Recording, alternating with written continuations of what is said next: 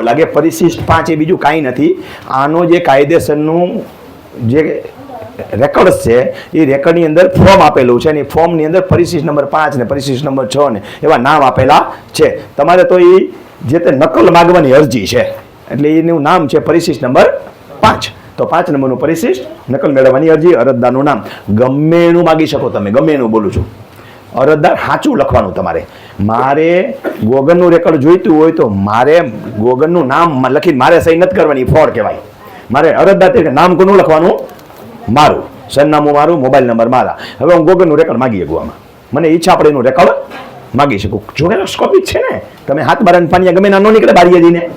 આ એ જ છે. આ સરકારે બારીએ લાઈનમાં ઉભા રહેવાનું કાઢ્યું છે એટલું. બાકી આને સ્કેન કરીને ચડાવી દઈએ તો તમને ગમે ત્યાં બેઠા બેઠા મળે. અને હવે તો ઘરે બેઠા 5 રૂપિયા ભરીને મળે છે, આઈ મળે. આશા રાખી કે સરકાર કોક દીક આવું કરશે ને કદાચ કોક મારો વિડીયો સાંભળશે. નહીં સાંભળે, કોઈનું નથી સાંભળતા, પણ આશા રાખીએ કે સાંભળે અને આ બધો રેકોર્ડ જે ઓનલાઈન થાય તો ખેડૂતોની યાતના ઘટે. સરકારે જાહેરાત કરી દીધી છે એટલે આશા રાખીએ કે ઝડપથી અમલવારી થશે.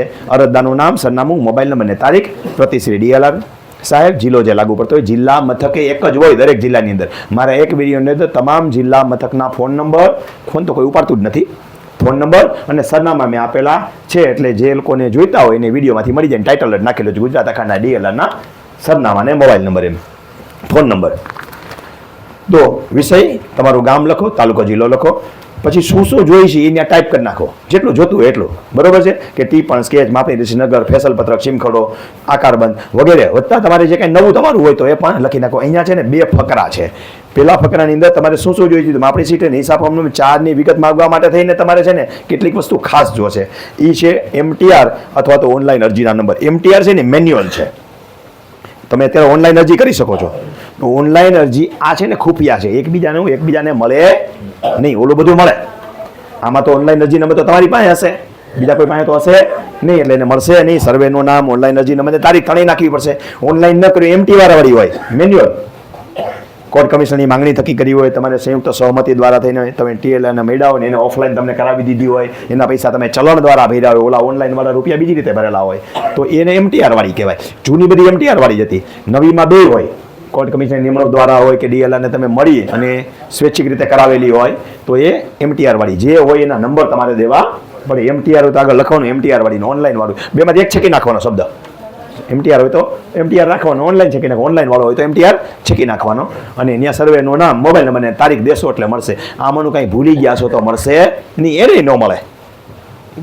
ગોતવા ધારે તો મળે પણ સામાન્ય રીતે મળે નહીં. એટલા માટે આ વસ્તુ રાખેલી છે.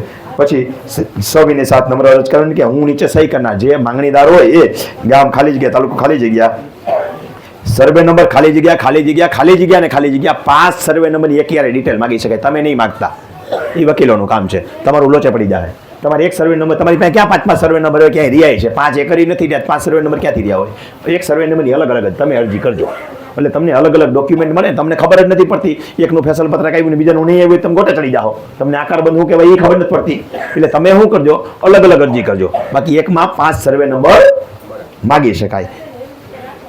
તમે અલગ અલગ જ કરજો. તમારી એક સર્વે નંબરની એક, બીજા સર્વે નંબરની બીજી, એટલે તમને બંચ આખો જુદો મળી જાય. ને તમારે ચોખામાં ભેગા થઈ જાય ને, હમણાં એક જોક કરું તમને, એના જેવું થાય પછી તમારે સમજ્યા. તો આ જે છે એ તમે રેકોર્ડ માગી શકો. આ રીતે કેટલી નકલો જોઈએ છે આપણે? એક જ નકલ જોઈએ છે. જાજી જોતી હોય તમે જાજી નકલ માગી શકો. 3 સેટ એમ, આ તમને કેમ સેટ આપ્યા છે, આવા 2 સેટ 3 સેટ એમ નકલ માગી શકો. શેના કામે જોઈએ છે? તમારે ખાનગી કામે જ આવે, બરાબર. સરકારી કામે તલાટી મંત્રીને જોતું હોય, સર્કલને જોતું હોય તો સરકારી કામે કહેવાય ને, એને જરૂર પડે તો. અને કોર્ટના કામે એ તમારું કામ નથી, વકીલ માગશે. કોર્ટના કામે જોતું હોય તો બંધ કવરની અંદર સિક્કો મારીને ત્યાં કોર્ટના કામે કરીને ટીક માર્ક કરી દેશે. એ અરજી એક જ છે પણ એ વધારે ઓથેન્ટિક છે એવું બતાવે છે. અને ભાઈ સહી કરી નાખો. 3 રૂપિયાની કોર્ટ ફી સ્ટેમ્પ મારીને મૂકીને આવતા રહ્યો. 15 દી સુધી જાતા જ નહીં, 15 દી પછી જ જાજો. ત્યાં રેડિયા ટેબલ રાખ્યા ખબર છે ને, આમ ઘા કરીને આવતું રહેવાનું છે, બરોબર છે. પછી હાથે શોધવાનું છે, એનો એક જોક છે પણ હવે અત્યારે નથી કરવો. બાકી હાથે કરવું પડે બધું, કોઈ કરી દેતા નથી. તો આ બધી વસ્તુઓ જે છે DLR નથી મારવાના ડોક્યુમેન્ટની યાદી થઈ.